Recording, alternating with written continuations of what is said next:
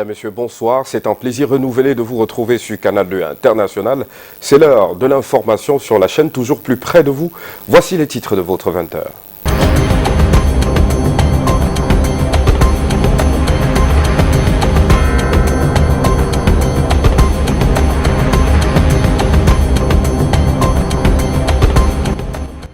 Crime crapuleux à Bafia dans le département du Bamé-Inoubou, région du centre Cameroun, où un jeune homme de 19 ans vient d'abattre froidement à coups de machette une dame de 28 ans dans une forêt pour des raisons encore inavouées. Et du rififi à la mairie de Mbanga dans le Mungo, les conseillers municipaux dénoncent la gestion qualifiée d'opaque du chef de l'exécutif communal. Ils ont failli bloquer les travaux d'adoption du compte des gestions avant l'intervention des autorités administratives.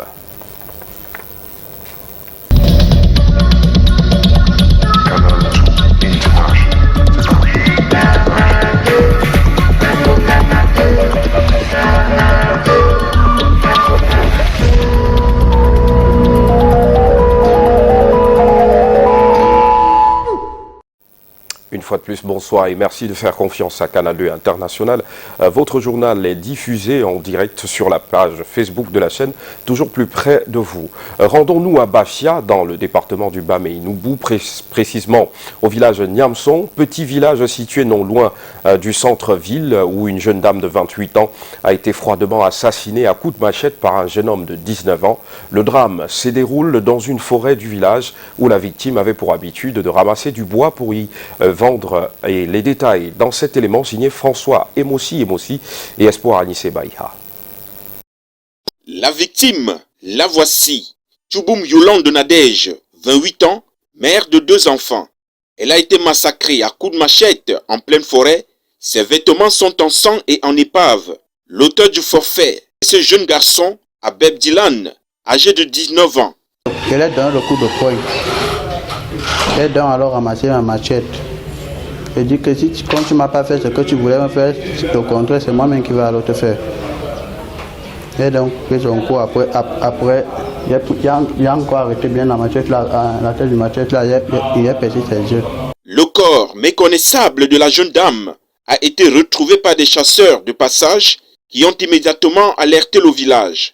Le frère cadet de la victime, inquiet depuis des heures, a pris la course et a retrouvé sa sœur aînée raide morte dans un bain de sang. Ils sont partis chasser donc en bourse.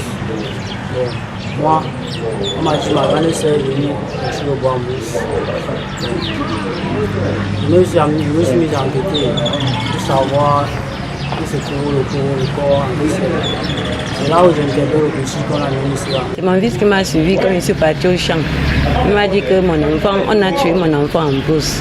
La victime, bien que morte, a subi des actes sexuels et autres mutilations de son bourreau. Des actes horribles qui interrogent sur l'état psychologique et moral du coupable. En ce moment même, Abeb Dylan est à la brigade de Bafia où il répond de ses actes. Le corps de la jeune dame séjourne à la morgue de l'hôpital de district de Bafia avant d'entamer son dernier voyage. Quel sang-froid du bourreau dans la narration de ces faits. Nous y reviendrons. Ils ont manifesté leur ras-le-bol contre la politique de gestion du chef de l'exécutif communal de la mairie de Mbanga. Les conseillers municipaux de la dite commune l'ont signifié à travers une intention de boycotter les travaux d'adoption du compte des gestions prévus hier vendredi. Les interventions du premier adjoint préfectoral du Mungo et du préfet de Mbanga ont permis de régulariser la situation. Devarionda et Luciano Ndiakou pour plus de détails. Il est environ 12 h ce 23 avril 2021. Nous sommes dans la salle de fête du foyer de la femme à Mbanga, qui doit abriter la cérémonie de l'adoption du compte de gestion de la mairie de Mbanga, prévue pour 10 h ce jour. La salle est encore vide, au grand étonnement du premier adjoint préfectoral, du sous-préfet de Mbanga et même du chef de l'exécutif communal. Les conseillers municipaux brillent par leur absence dans la salle. Nous avons un problème de timing pour l'examen des différents comptes qui ont été soumis par l'exécutif. Voilà tout le problème. Aux environs de 15 h, ils arrivent en petit groupe. Les choses semblent rentrer dans l'ordre. Le conseil peut désormais commencer, mais c'était sans compter la première prise de parole du président du groupe communal qui annonce la non-volonté des conseillers municipaux à prendre part à ce conseil. Monsieur le préfet, Nous sommes au regret de demander à Madame le maire de trouver un autre temps pour que ce conseil siège au Parlement. Le premier adjoint préfectoral essaye de calmer le jeu en jouant les médiateurs. La loi est mise à contribution. Le code, notamment dans l'article 173 et suivant, rappelle les circonstances exceptionnelles en question, en l'occurrence l'état de nécessité et l'état d'urgence, où les délais sont d'ailleurs très raccourcis. On parle en cas d'urgence de 3 jours. Et pour les cas de nécessité, on parle de 2 jours.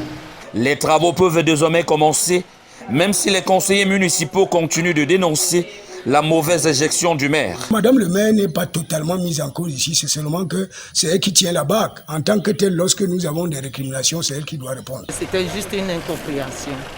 Le compte a été adopté et tout s'est bien passé. Au bout du compte, le compte de gestion a été adopté. Les réjouissances ont mis fin à ces travaux qui ont débuté avec une forte tension. Et dans le littoral, le maire de la ville de Douala, au chevet de la communauté musulmane, Roger Bassadiné et tout son staff sont allés témoigner de leur solidarité à cette période de jeûne. À titre de rappel, nous sommes rendus au 12e jour de la chefferie de New Congo en passant par Bonabéry ou Newton Aéroport. Les échanges avec les dignitaires ont permis de mieux comprendre les difficultés et les réalités quotidiennes de la communauté musulmane. Les précisions avec Charles-Robert Itok et Marius Kossou. Des denrées alimentaires pour témoigner comme d'habitude la solidarité de la mairie de la ville de Douala en cette période de jeûne et de prière pour la communauté musulmane. Un acte apprécié de tous. La mairie ou la mairie de la ville a toujours été vraiment très assistant aux musulmans de la ville de Douala. Surtout même lui, monsieur le maire, il reçoit tout le monde et des choses qu'il nous a promis et il a commencé. C'est une grande chose pour nous. Ça nous rendait droit au cœur et puis on remercie tellement la communauté urbaine aussi d'organiser cette cérémonie pour la communauté musulmane. Vraiment, on remercie Dieu pour ça. En cette période intense d'élévation spirituelle se trouvent des valeurs qu'il faut pour continuer le combat de la vie quotidienne. C'est vrai que nous sommes venus remettre des dons, mais pas seulement remettre des dons. Nous avons également, nous jetons un coup d'œil sur les alentours et nous prenons en considération les préoccupations fortes que cette communauté exprime en ce moment. Pour améliorer le quotidien de cette communauté musulmane, des réalisations sont opérées dans les quartiers. Nous avons entrepris des efforts pour mettre la lumière partout. J'espère que vous en bénéficiez. Nous avons entrepris des efforts pour curer les caniveaux maintenant que les pluies arrivent. Si ce n'est pas encore le cas ici, ça viendra. Nous avons également entrepris des efforts pour améliorer la circulation, boucher les trous sur les routes. Nous allons continuer. De la chefferie Nouvelle Congo en passant par Nouvelle Aoussa, la chefferie musulmane de Bonabéry, Makepe Misoke et Newton Aéroport, le message était le même, la volonté de partager. Les échanges à huis clos ont permis au maire de la ville de Douala, Roger Bassadiné, de toucher du doigt le quotidien de cette communauté. Et il va falloir attendre jusqu'en 2023 pour rouler sur du bitume sur la ligne Hawaï et Sessoa, un délai fixé par l'entreprise en charge des travaux qui a reçu sur le chantier le ministre des Marchés publics Talba Mala, qui est allé voir de près l'état d'avancement des travaux. Il était en compagnie de nos reporters Alain Ghislain Kanga. Des engins lourds tracent ici le chemin d'un tronçon routier à venir, Hawaï et Sessoa. Les ouvriers procèdent au nettoyage, enlèvement de la terre végétale, au remblai et à la pose de la couche de fondation. Travaux effectués sur la route Sessoa de 49 km, freinés par quelques difficultés. Notre marché dépend de 70% de la pierre. Il fallait installer une station de concassage. Nous avons acheté cette station de concassage, mais malheureusement, avec l'arrivée de Covid-19, les frontières ont été bloquées. Ça nous a causé un retard d'au moins 4 mois pour faire traverser la frontière du Congo avec cette conca. Ce linéaire est à 50% de consommation de délai. Il doit être réalisé en 24 mois. Quant au linéaire Hawaï-SC de 33 km, l'état d'avancement des travaux est évalué à 20,45%. La fin du délai contractuel était prévue en avril 2022. On aurait pu tenir ces délais, mais avec des 30% d'avenants d'augmentation des prestations liées aux quantités de la voirie d'essai, nous allons finir boucler le projet à coup sûr avant avril 2023. Le ministre des Marchés publics est descendu sur le chantier pour toucher du doigt le niveau d'avancement des travaux. Je dois dire que sur le plan de l'exécution, pour nous il est appréciable, il est confortable, en dépit des problèmes de démarrage qu'il y a eu suite à l'abandon du chantier du premier prestataire. Régler au plus vite les décomptes des entreprises ou encore prescrire aux contractants le respect des limites de travail sont quelques recommandations faites par le ministre. Parlons de sécurité à présent et le Cameroun doit revoir sa stratégie de défense aux frontières et c'est la substance de la thèse du docteur Gabriel Mbinda lors de sa soutenance à l'amphithéâtre de l'université de Douala. Soutenance sous la direction du professeur Aboya Manassé. Marc Chouamou et Thierry Dana pour le compte rendu. Cet homme passe au crible de la pensée critique la stratégie de défense des frontières du Cameroun. Lui, c'est docteur Gabriel Mbinda. Sa thèse est présentée ce jeudi matin à l'amphithéâtre de l'université de Douala devant des hauts gradés de l'armée, mais surtout un jury de qualité composé en l'occurrence du professeur Aboya Manassé. L'art oratoire est de mise. En raison de sa position stratégique entre l'Afrique centrale et l'Afrique de l'Ouest, de ses atouts économiques, des effets de la mondialisation, des legs historiques notamment, le Cameroun fait face à plusieurs foyers de tension.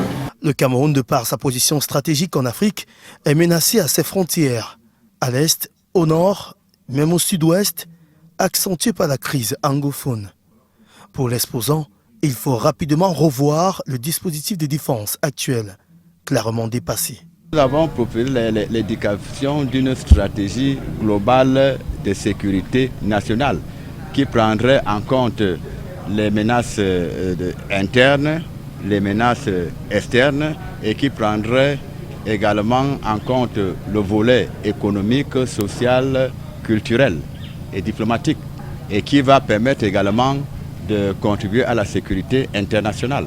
Au sorti de l'amphithéâtre, le directeur de thèse fait son appréciation. Le travail du candidat est un document qui doit être mis à la disposition des décideurs parce qu'il plaide pour la mise en place d'un livre blanc de la sécurité nationale au Cameroun. Cette thèse du docteur Gabriel Mbinda est une mine d'or à exploiter par l'État du Cameroun.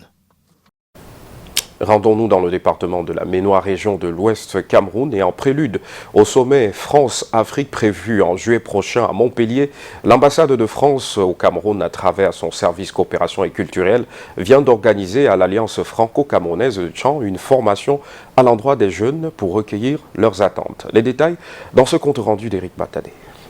En amont au sommet France-Afrique qui se tiendra à Montpellier en juin 2021, un hackathon citoyen organisé à l'échelle nationale, rassemblant ainsi 80 jeunes venant de Yaoundé, Douala, Tchang et Ngaoundéré. Cet événement permettra de recueillir les attentes de la jeunesse engagée du Cameroun et de formuler des propositions fortes, pertinentes et étonnantes pour redéfinir les fondamentaux de la relation entre la France et le continent africain sur 4 thématiques clés. Une relation, il faut l'alimenter, une relation, elle évolue. Et à un moment donné, il faut repenser les fondamentaux d'une relation. C'est de ça qu'il s'agissait à l'Alliance francophone. Cet événement d'une journée est organisé par le service de coopération et d'action culturelle de l'ambassade de France au Cameroun et l'Institut français du Cameroun. Cette rencontre sera axée sur plusieurs thématiques, notamment culture et patrimoine pour Yaoundé, gouvernance territoriale et participation citoyenne pour Douala, innovation pour Ngaoundéré et environnement et biodiversité pour la ville de Tchang. Le problème environnemental est un problème qu'on ne doit pas s'amuser avec, c'est un problème qu'on doit prendre au sérieux et introduire les jeunes à travailler sur ce phénomène. Le hackathon citoyen est un atelier de réflexion et de débats inédits visant à porter un regard croisé sur les nouveaux enjeux politiques au cœur du partenariat entre la France et l'Afrique en s'appuyant sur les jeunes personnalités, relais d'opinion camerounais de tous les horizons. Il se tiendra à Montpellier en juin prochain avec pour ambition de poser un regard neuf sur la relation France-Afrique et de mettre au centre du jeu les acteurs de renouvellement et de la projection de cette relation jeunes entrepreneurs, intellectuels, chercheurs, artistes et sportifs. Et en santé, après une série de mesures barrières et le regain de la pandémie coronavirus depuis quelques jours, plusieurs villes du Cameroun reçoivent des vaccins anti-Covid-19. Une volonté du gouvernement camerounais de mettre fin à cette crise sanitaire. L'arrondissement de Melon vient de recevoir ses premières doses de vaccins, comme nous le font savoir Devari Onda et Luciano Doudou-Ndiakou dans ce reportage. Les premières doses du vaccin Sinopharm anti-Covid-19 sont déjà disponibles au district de santé de Melon. 800 doses au total pour cette première vague ont été réceptionnées ce jour par le docteur Kenge Jean-Paul, chef du district de santé, en présence de Alain Blaise Biko, sous-préfet de l'arrondissement de Melon. Le district de santé de Melon a reçu 800 doses de vaccin Sinopharm et il est question que dans les directives qu'on reçoive le même type de vaccin à la première et à la deuxième dose. Donc vous comprenez qu'on ne peut pas aller au-delà de 400 personnes puisqu'on a 800 doses pour le moment. Donc il sera toujours question que les populations continuent à respecter les mesures barrières même si elles sont vaccinées. Au cours de cette cérémonie de lancement, l'autorité locale, tout en félicitant le personnel sanitaire, les a invités à continuer à intensifier les campagnes de sensibilisation pour encourager les populations à prendre le vaccin qui jusqu'ici reste volontaire. Pourquoi l'aspect sensibilisation? Parce qu'il y a trop de choses et de mauvaises qui tournent autour de ce vaccin.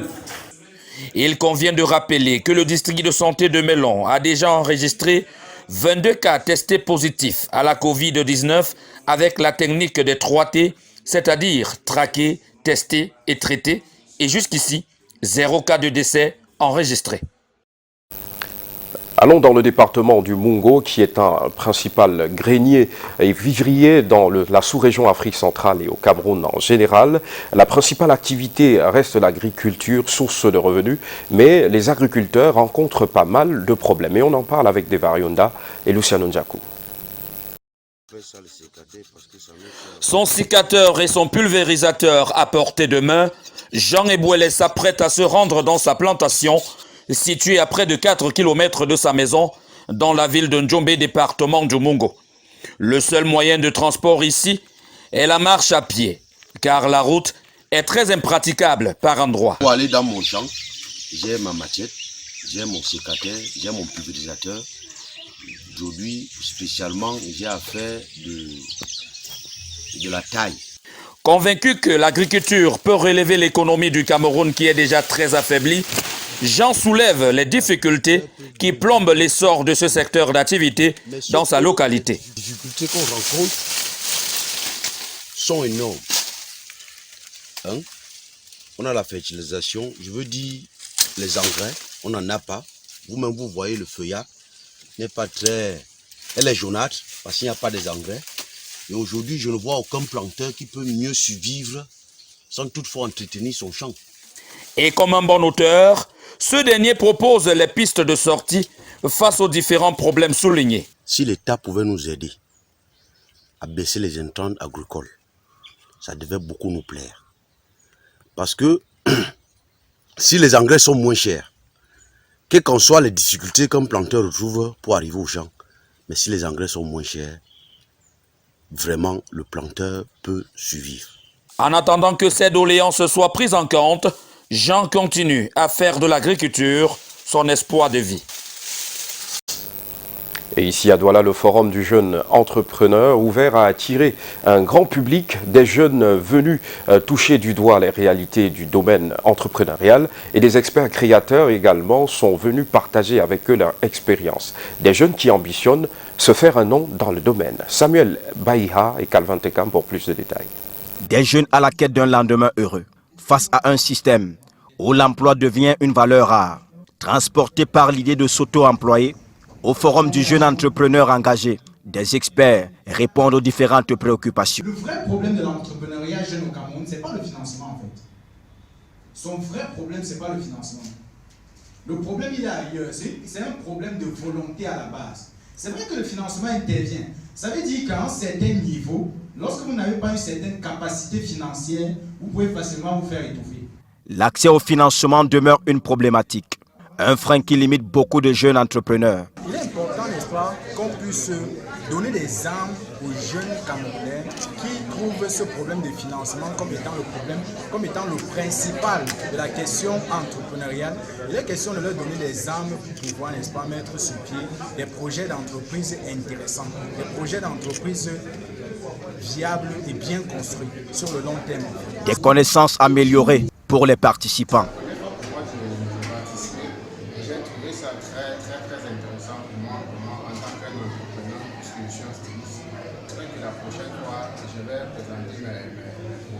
Au sortir de cette vitrine d'échange, les horizons obscurcis d'hier, pour ces jeunes, semblent plus éclaircis. Chacun devra capitaliser les acquis afin d'atteindre les objectifs personnels escomptés. Avant de refermer ce journal, du 109 au ministère de la Communication, ils sont inspecteurs, directeurs, sous-directeurs, chefs de service assimilés, délégués régionaux et départementaux qui ont officiellement pris fonction à Yaoundé. Le ministre de la Communication leur a prescrit ponctualité, assiduité et générosité pour réaliser les défis de ce département ministériel. Delphine Foncoutene et Serge Alain Ziebou pour le compte rendu. Le succès de l'organisation de la CAN Total 2021. Un objectif majeur du ministère de la Communication qui accueille ce 23 avril de nouveaux responsables. Ils sont plus de 100 personnels redéployés dans les services centraux et déconcentrés de ce département ministériel. Du 109 pour permettre la mise en route définitive des projets phares de ce ministère. Au premier rang de ces projets, je citerai celui de la mise en place de l'AVI, l'Agence virtuelle d'information, qui cette année va amorcer sa phase pilote.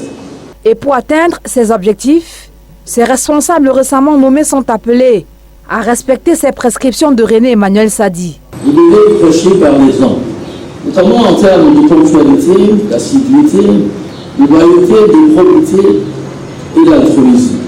Dans la conduite de vos missions, je vous prescris proactivité, anticipation, inventivité et célérité dans le traitement des dossiers.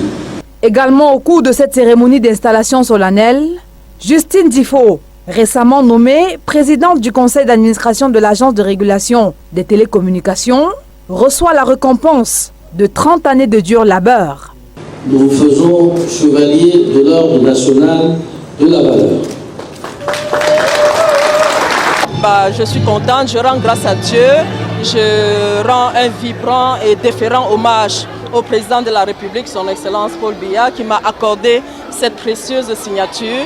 Je m'engage donc à faire davantage, mieux, pour servir les Camerounais, l'humain au cœur de mes programmes, aussi bien à l'université qu'à l'Agence de régulation des télécommunications, où j'ai récemment été promue comme président du conseil d'administration. La joie est également celle de ces nouveaux responsables du ministère de la Communication, appelés à se mettre immédiatement au travail. Stop et fin de ce journal. Mesdames, Messieurs, merci de nous avoir suivis. Restez en compagnie des programmes de Canal 2 International qui se poursuivent. Un journal que vous pouvez regarder en mode replay sur le compte YouTube de Canal 2. À demain.